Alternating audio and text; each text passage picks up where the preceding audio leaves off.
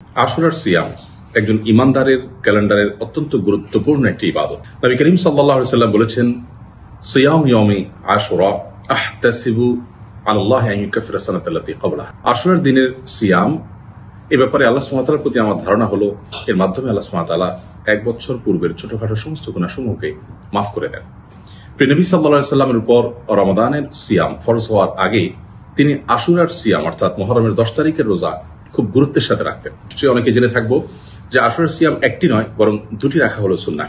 নবী করিম সাল্লাল্লাহু আলাইহি ওয়াসাল্লাম আশুরার সিয়াম হিসাবে ইহুদিরা যে একটি রোজা রাখেন তার থেকে আমাদের সিয়ামকে, আমাদের আশুরার রোজাকে, মুসলমানদের আশুরার রোজাকে বিশেষ স্বাতন্ত্র্য সৃষ্টি করবার জন্য এবং তাদের থেকে সম্পূর্ণ বিশেষ বৈশিষ্ট্যমণ্ডিত করবার জন্য, পার্থক্য করবার জন্য, স্পেশাল করবার জন্য তিনি আমাদেরকে দুটি সিয়াম রাখতে বলেছেন। অতএব আশুরার সিয়াম হিসাবে আমরা 10ই মুহররম অর্থাৎ আশুরার রোজা, সে দিনের রোজার পাশাপাশি তার আগে অথবা তারপরে যে কোনো একটি দিনকে সাথে যোগ করে আমাদেরকে রাখা নির্দেশনা তিনি দিয়েছেন।